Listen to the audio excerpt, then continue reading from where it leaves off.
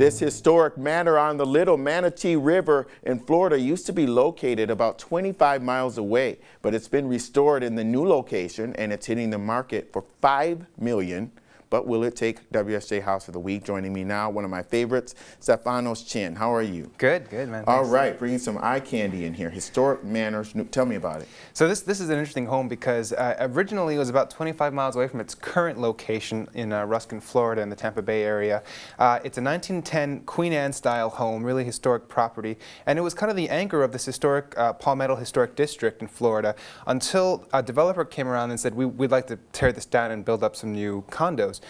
So the current owner said, well, we really like this home, we'd like to preserve it. So they physically moved the entire home about 25 miles on the water on this gigantic barge. I think we have a photo in there somewhere. Crazy.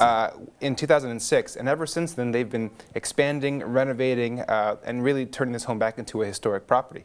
And it's actually now, because of their work, has been added as an individual entry into the National Historic Register. You have additional rooms. There's actually a jungle room they added at the top floor, which is kind of a fun entertainment space. They were very specific with the historic details. They really wanted to make this home feel like a period piece property.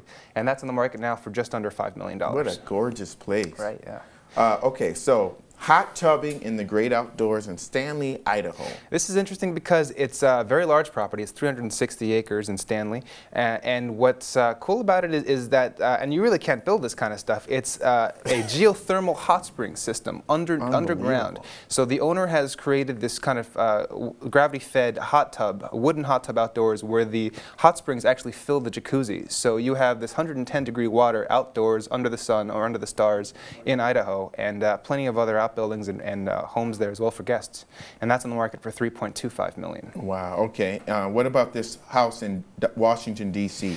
This is interesting because it was formerly a schoolhouse. It's 25,000 square feet, which typically you'd think is way too big for a house, but the owners came in here and thought, well, let's turn about 9,400 square feet into our duplex apartment. The rest of it will turn into rentals. So they're actually every month bringing in several $1,000s for these 9 rental units. They live with the tenants, in the same building anyway. For themselves, they have this really large entertaining space. You're seeing there their home theater with seats actually from a retired airplane. You're seeing very high ceilings. There's the living space with exposed brick walls. They have guest rooms with different themes. There's their white room with a water bed. So they really had a lot of fun with this and pretty idiosyncratic and fun kind of decor.